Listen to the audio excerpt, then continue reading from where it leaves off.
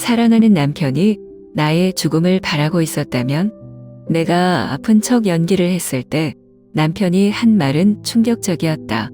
그리고 나는 결심했다. 이대로 당하고만 있지 않겠다고. 이 영상은 단순한 불륜 이야기가 아닙니다. 한 여자가 사랑이라 믿었던 모든 것이 배신으로 돌아왔을 때 그녀가 선택한 것은 참음도 용서도 아니었습니다. 그녀는 남편을 무너뜨릴 방법을 찾아냈고 차근차근 복수를 준비했습니다. 학원 운영, 법적 대응, 그리고 결정적인 순간에 터뜨린 녹음 파일까지. 그녀가 펼친 복수의 끝은 과연 어떤 결말을 맞았을까요? 지금 바로 확인하세요. 여러분이라면 이런 상황에서 어떻게 하시겠습니까? 댓글로 여러분의 생각을 남겨주세요. 2009년 5월의 어느 오후, 나는 평범한 음악 학원에서 강사로 일하고 있던 성민을 처음 만났다. 그날은 친구 세연의 권유로 피아노 초급 수업을 들으러 간 날이었다. 나는 원래 음악에 큰 관심이 있는 편이 아니었지만 직장 생활에 지친 나날을 보내던 중 새로운 취미를 가져보는 것도 나쁘지 않겠다는 생각이 들었다. 서울은 그때도 활기차고 기회로 가득한 도시였다. 나는 강남의 유명한 광고 회사에서 일하며 꽤 안정적인 직장 생활을 하고 있었다. 매일같이 광고 캠페인을 기획하고 클라이언트와 협상하며 정신없는 하루를 보내고 퇴근 후에는 친구들과 홍대의 작은 바에서 칵테일 한 잔을 마시는 것이 일상이었다.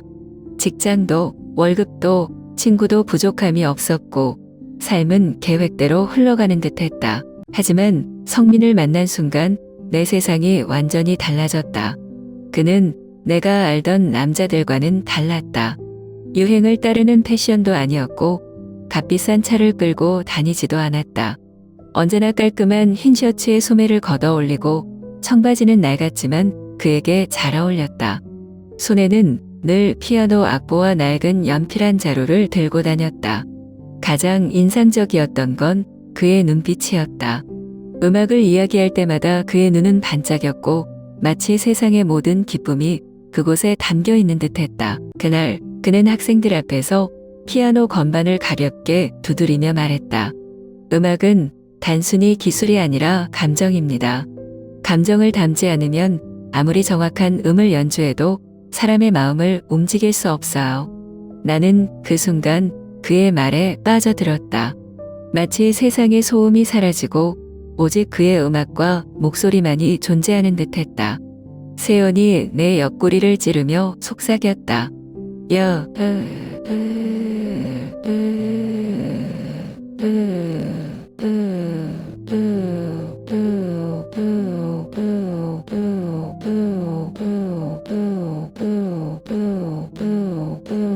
생각보다 멋있지 않아.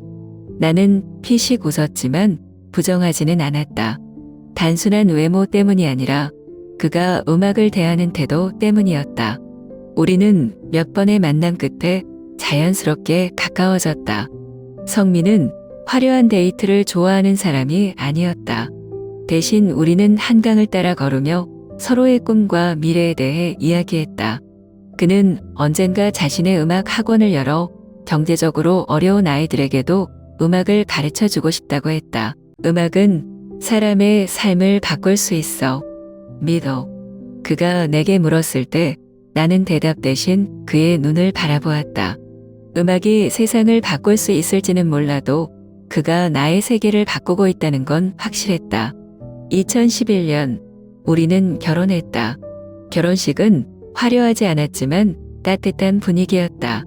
나는 안정적인 직장을 그만두고 내가 모은 모든 돈을 성민의 꿈을 위해 투자했다. 친구들은 놀라며 물었다. 너 정말 괜찮겠어? 만약 실패하면? 나는 웃으며 대답했다. 난 그를 믿어. 하지만 믿음만으로 모든 것이 해결되는 것은 아니었다. 처음 몇 년 동안 우리는 힘든 나날을 보냈다. 학원 운영은 생각보다 어려웠고 학생 모집도 쉽지 않았다. 나는 밤에는 영어 강사 아르바이트를 하며 생활비를 보탰고 성민은 늦은 밤까지 학원에서 연습하며 새로운 학생들을 유치하려 애썼다. 그럼에도 불구하고 나는 행복했다. 아침이면 성민이 커피를 내려주었고 때때로 피아노 앞에 앉아 나를 위해 연주해 주었다. 돈이 많지는 않았지만 함께하는 시간은 소중했다. 그러나 행복은 오래가지 않았다. 시어머니가 갑자기 병을 앓기 시작한 것이다. 나는 고민할 것도 없이 그녀를 돌보기로 했다. 병원에 모시고 가고 약을 챙겨드리고 식사를 준비했다. 처음에는 언젠가는 나를 며느리로 인정해 줄 거라고 믿었다. 하지만 시어머니의 반응은 차가웠다. 이것밖에 못해? 내가 만든 국은 너무 싱겁구나. 다른 집 며느리는 집안 살림도 잘하고 시댁 일도 잘 챙기는데 넌 피아노밖에 모르는구나. 그 말들이 쌓일 때마다 내 마음도 점점 무거워졌다. 하지만 나는 참았다. 남편을 위해, 아이를 위해, 그리고 내가 선택한 이 결혼을 지키기 위해. 그러나 2023년 10월 모든 것이 무너졌다. 그날 밤 나는 남편의 휴대전화를 우연히 보게 되었다. 평소와 달리 비밀번호가 풀려 있었고 마침 한 통의 메시지가 도착했다. 오빠, 나 너무 보고 싶어. 언제쯤 우리 떳떳하게 만날 수 있을까? 그 순간 내 온몸의 피가 얼어붙었다. 나는 다시 메시지를 확인했다. 그리고 이어진 카드 사용 내역을 확인했다. 호텔, 고급 레스토랑, 주얼리 매장. 나는 바보였다. 너무 오랫동안 남편만 믿었다. 하지만 그 믿음은 결국 배신으로 돌아왔다. 그날 밤 나는 처음으로 생각했다. 이 결혼을 계속해야 할까? 그러나 배신감보다 더 강한 감정이 있었다. 이대로 끝낼 수 없어. 그리고 나는 복수를 결심했다. 미는 변하기 시작했다. 처음에는 단순한 피로감일 거라고 생각했다. 학원 운영이 안정되기 시작하면서 그는 더 많은 학생을 가르치고 음악회도 준비하고 여러 행사에 초대받았다. 일이 많아졌으니 피곤한 것도 당연한 일이라고 나는 스스로를 설득했다. 하지만 점점 이상한 점이 눈에 띄기 시작했다. 퇴근 시간이 늦어지는 것은 물론 집에 돌아와도 나와 눈을 마주치지 않았다. 예전에는 학원에서 있었던 일들을 나에게 이야기하며 활짝 웃던 남편이었지만 이제는 스마트폰만 들여다보며 무언가를 끊임없이 확인하고 있었다. 오늘은 왜 이렇게 늦었어? 내가 조심스럽게 묻자 그는 피곤하다는 듯한 얼굴로 대답했다. 학원, 일 때문에 바빴어. 요즘 신입생도 많고 학부모 상담도 있어서. 그래? 그런데 오늘 저녁은 먹고 왔어? 같이 먹으려고 기다렸는데. 아, 미안. 학부모님이랑 같이 식사하면서 이야기 나누느라. 평소 같으면 다음에는 같이 가자라고 말했을 텐데 오늘따라 너무 쉽게 화제를 돌렸다. 그리고 식사를 하면서도 집에 들어오자마자 바로 화장실로 가버렸다. 어쩌면 나만 예민하게 받아들이는 걸지도 몰랐다.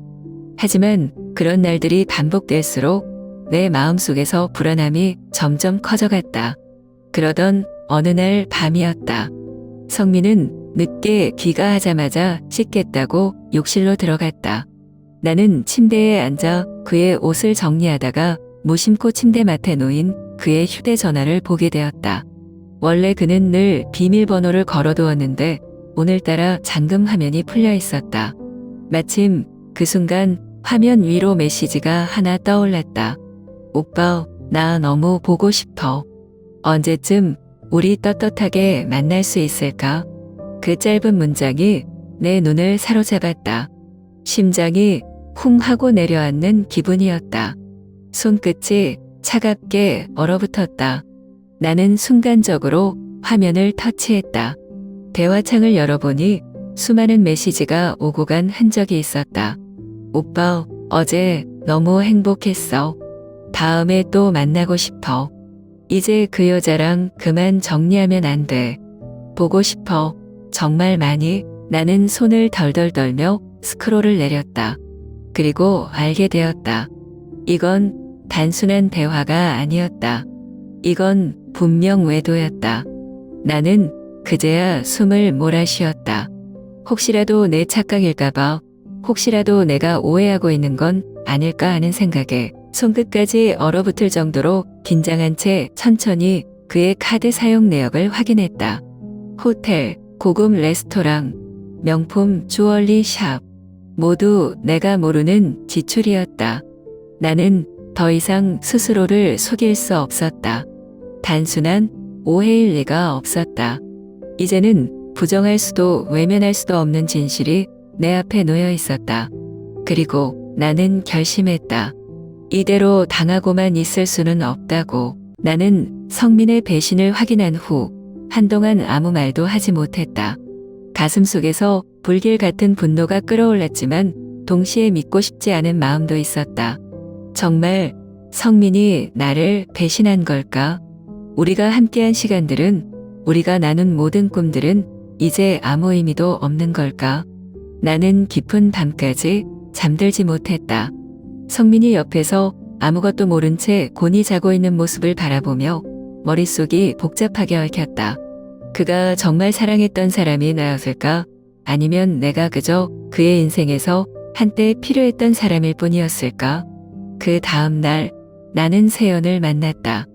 세연은 나의 가장 친한 친구이자 내 마음 깊은 곳까지 들여다볼 수 있는 사람이었다. 우리는 대학 때부터 함께였고, 내가 성민을 만나 사랑에 빠질 때도, 결혼을 결정할 때도, 그리고 지금 이렇게 절망 속에 있을 때도 내 곁을 지켜주고 있었다. 카페에서 만나자마자 나는 핸드폰을 꺼내 성민의 메시지를 보여주었다. 세연은 천천히 화면을 넘기며 읽었다. 그녀의 표정이 점점 굳어졌다. 그리고 한숨을 쉬더니 핸드폰을 내려놓으며 조용히 말했다. 내가 확실히 본 거야? 응. 그리고 카드 사용 내역도 봤어. 호텔, 레스토랑, 명품 가게. 나랑은 한 번도 가본 적 없는 곳들이야. 세연은 고개를 끄덕였다. 그녀는 커피를 한 모금 마시고 나서 나를 똑바로 바라보았다. 그럼 이제 내가 해야 할 일은 뭔지 알아? 뭐, 그 자식이 정말 널 사랑하는지 시험해봐. 내가 지금 따지거나 화를 내면 그는 무조건 거짓말할 거야. 하지만 내가 약해졌을 때 그가 어떤 선택을 하는지를 보면 답이 나올 거야. 나는 순간 멍해졌다. 약해진다고? 세연의 눈빛이 날카롭게 빛났다. 그래, 내가 병에 걸렸다고 해봐. 정말 큰 병에 걸렸다고 하면 그 자식이 어떻게 나올지 보자고. 나는 처음엔 말도 안 된다고 생각했다. 하지만 세연의 말은 점점 내 머릿속을 파고들었다. 성민은 결혼 전과는 완전히 다른 사람이 되어 있었다.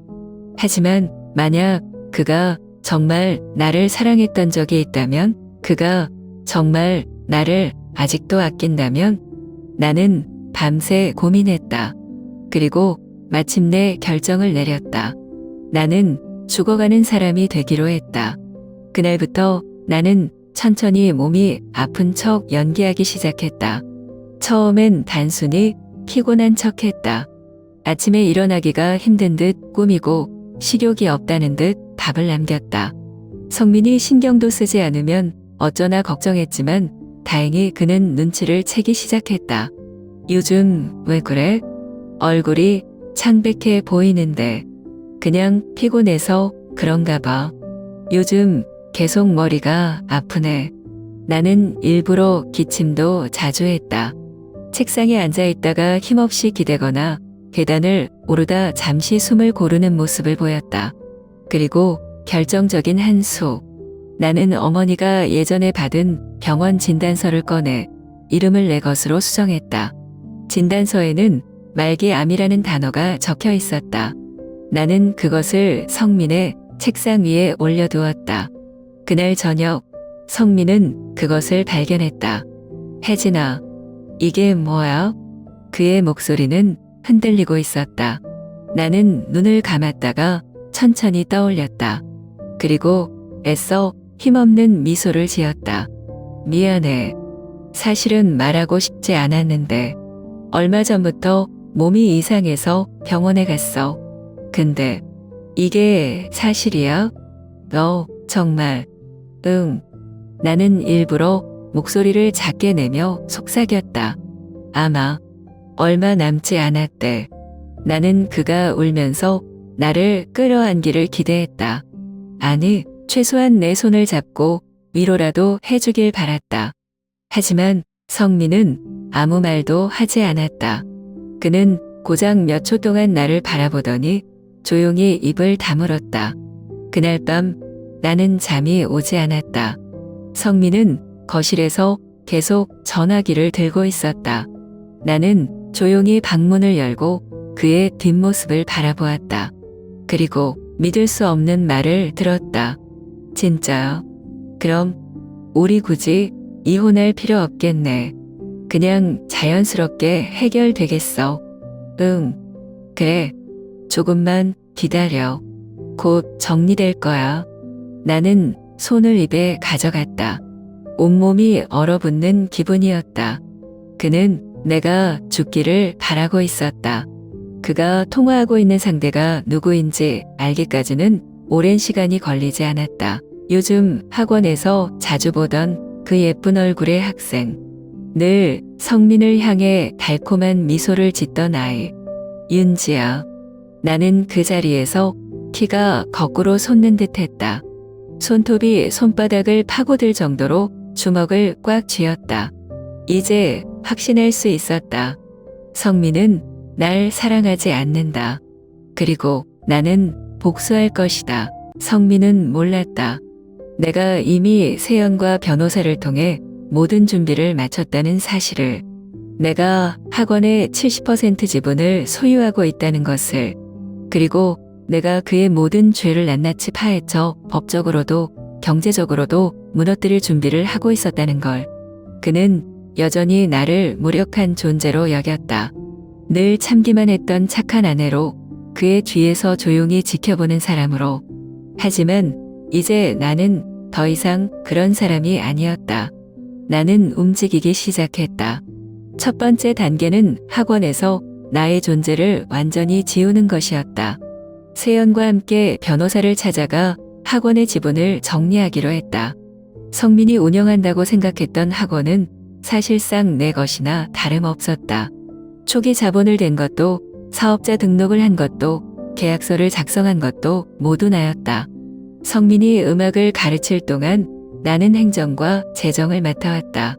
그는 나 없이 학원을 꾸려갈 수 없었다. 나는 조용히 학원 자금에서 내 몫을 정리해 차근차근 빼내기 시작했다.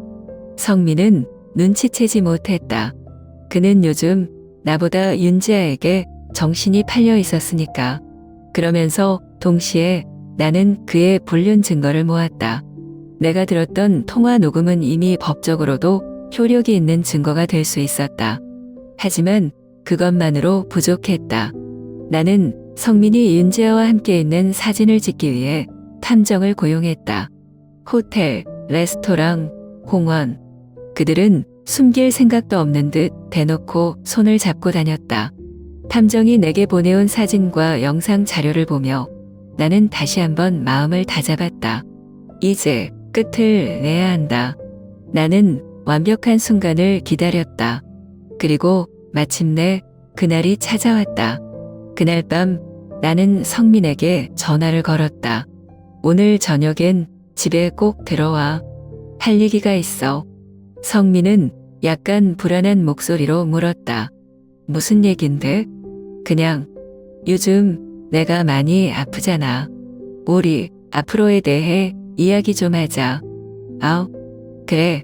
알았어. 그는 왠지 모르게 머뭇거렸지만 결국 집에 오기로 했다. 나는 거실을 깨끗이 정리하고 테이블 위에 서류 몇 장을 올려두었다. 이혼 서류, 학원 지분 이전 서류, 그리고 성민과 윤지아의 불륜 증거들, 그리고 마지막으로 한 가지 준비를 더 했다. 나는 스피커를 거실 한가운데에 놓고 내 휴대전화와 연결했다. 그리고 녹음 파일을 재생할 준비를 했다. 성민이 집에 들어왔을 때 그의 얼굴에는 피곤한 기색이 역력했다. 하지만 그보다는 뭔가 불안한 표정이 더 강했다. 그는 마치 뭔가 감추고 있는 사람처럼 어색하게 웃으며 말했다. 혜진아, 무슨 일이야? 갑자기 이렇게 얘기하자고 하니까 좀. 나는 천천히 자리에서 일어나 성민을 바라보았다. 그리고 조용히 말했다. 앉아. 성민은 내 표정이 심상치 않음을 깨닫고는 눈을 찌푸렸다. 왜 그래? 무슨 일인데 그렇게 무서운 얼굴을 하고 있어? 나는 그의 질문에 대답하지 않았다. 대신 휴대전화를 들고 스피커의 재생 버튼을 눌렀다. 그리고 거실에 울려 퍼지는 한 남자의 목소리. 진짜? 그럼 우리 굳이 이혼할 필요 없겠네. 그냥 자연스럽게 해결되겠어. 응. 그래. 조금만 기다려. 곧 정리될 거야. 성민의 얼굴이 순식간에 창백해졌다. 그는 거짓말처럼 굳어졌고 숨소리조차 들리지 않았다. 그 순간 방에서 나오던 시어머니도 멈춰섰다. 뭐라고 했어? 나는 비웃듯이 성민을 바라보며 다시 한번 녹음을 재생했다. 그럼 우리 굳이 이혼할 필요 없겠네. 그냥 자연스럽게 해결되겠어. 곧 정리될 거야. 이제 성민도 시어머니도 이 상황을 부정할 수 없었다. 나는 차갑게 입을 열었다. 내가 바란 대로 해줄게. 우리는 이제 끝이야. 성민은 정신이 번쩍 든 듯 황급히 내 앞에 다가왔다. 혜진아, 아니야. 이건 오해야. 내가 잠깐 정신이 나갔던 거야. 그냥 장난처럼 한 말이야. 너도 알잖아. 내가 그럴 사람이 아니야. 나는 조용히 서류 뭉치를 집어들었다. 이혼 서류야. 이미 준비 끝났어. 사인만 하면 돼. 혜진아, 제발 한 번만 기회를 줘. 나 정말 잘못했어. 다시는 안 그럴게. 기회. 나는 비웃으며 고개를 저었다. 그 기회를 줄까 말까 고민했던 순간 너는 이미 내 대답을 했어. 그냥 자연스럽게 해결되겠어. 내가 직접 말했잖아. 성민은 얼굴이 하얗게 질렸다. 시어머니는 아무 말도 하지 못하고 충격에 빠진 얼굴이었다. 나는 마지막으로 성민을 똑바로 바라보았다. 너는 날 잃은 게 아니야. 스스로 버린 거야. 그리고 나는 더 이상 그를 쳐다보지 않았다. 그날 이후 나는 다시는 성민을 사랑했던 시절로 돌아가지 않았다. 그리고 나는 그가 가장 아끼던 것들을 송두리째 빼앗을 준비를 했다. 이혼 후 나는 성민과 윤지아를 법적으로 끝까지 몰아붙이기로 결심했다. 그들은 나를 배신했고 나는 그 대가를 치르게 할 것이었다. 나는 곧바로 변호사 세연과 함께 외도 소송을 준비했다. 한국법에 따르면 배우자가 혼외 관계를 맺었을 경우 민사소송을 통해 손해배상을 청구할 수 있다. 나는 성민과 윤지아의 불륜을 증명할 수 있는 증거를 이미 충분히 모아두었다. 호텔에서 찍힌 사진, 카드 결제 내역, 그리고 결정적인 녹음 파일까지. 이 정도면 재판에서 충분히 유리해. 세연이 말하며 내 손을 꼭 잡았다. 너 이번엔 절대 물러서지 마. 물러설 생각 없어. 나는 단호하게 대답했다. 소송을 제기한 후 법원에서 성민과 윤지아에게 출석 통보가 내려졌다. 처음에 성민은 사과하면 내가 용서해 줄 거라고 생각했던 것 같았다. 하지만 법적 대응을 하겠다는 나의 움직임을 본 후 그는 완전히 패닉에 빠졌다. 혜진아, 이렇게까지 할 필요 있어? 내가 했던 짓을 생각해봐. 나는 싸늘하게 말했다. 나는 내가 날 죽기를 바라는 말을 들었어. 그 순간부터 내 안에 너를 위한 용서는 없었어. 윤지아 역시 불안한 기색을 감추지 못했다. 처음에는 성민에게 기대며 여유롭게 나오던 그녀도 재판이 진행될수록 점점 초조해졌다. 결국 법원은 나의 손을 들어주었다. 성민과 윤지아는 불륜을 인정받아 수천만 원의 위자료를 지급해야 했다. 하지만 그보다 더 큰 타격은 성민의 학원이 완전히 무너졌다는 것이었다. 내가 지분을 모두 빼버린 후 학원은 운영난에 빠졌고 결국 문을 닫게 되었다. 기존 학부모들은 더 이상 학원을 신뢰하지 않았고 학생들도 하나 둘씩 떠나갔다. 성민은 학원이 무너진 후 여기저기 빚을 지며 생활하기 시작했다.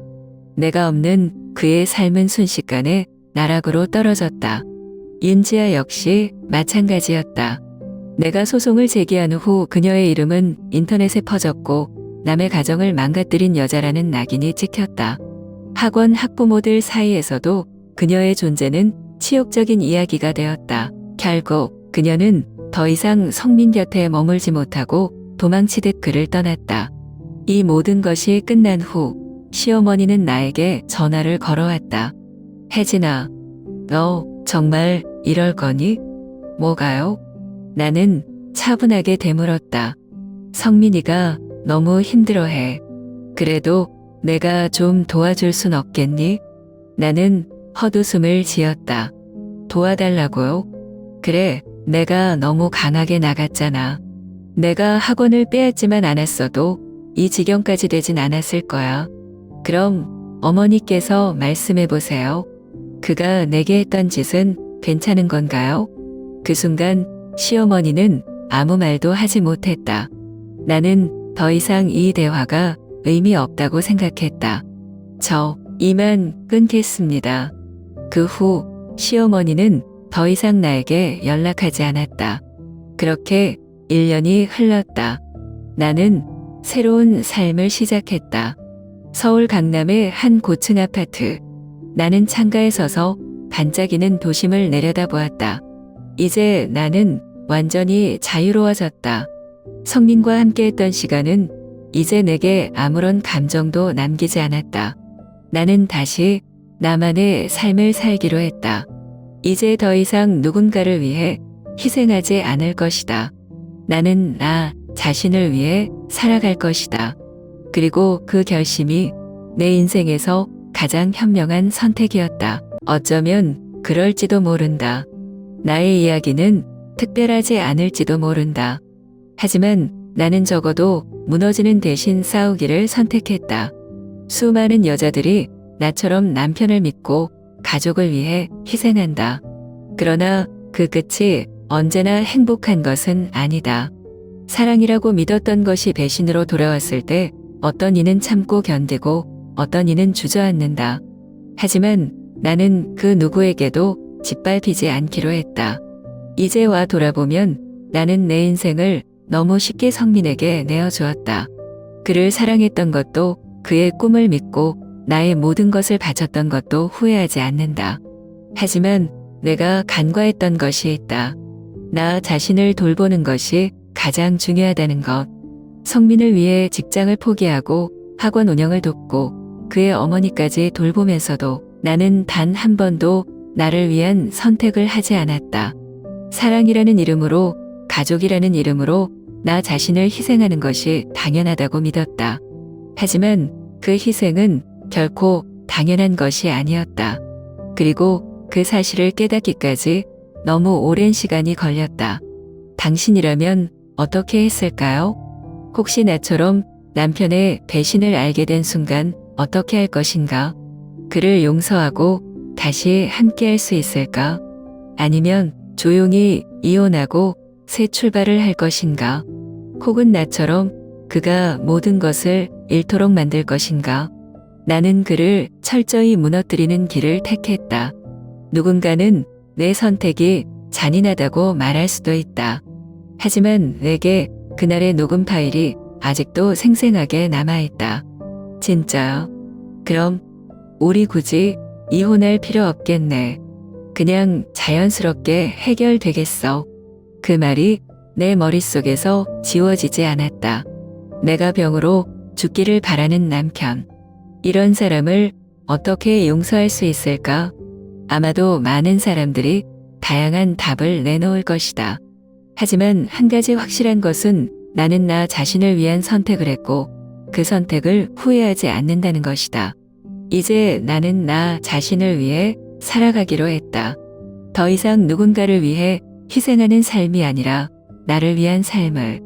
창밖을 바라보며 나는 조용히 미소 지었다. 이제 내 인생은 내가 주도한다. 이제는 진정한 자유를 찾았으니까.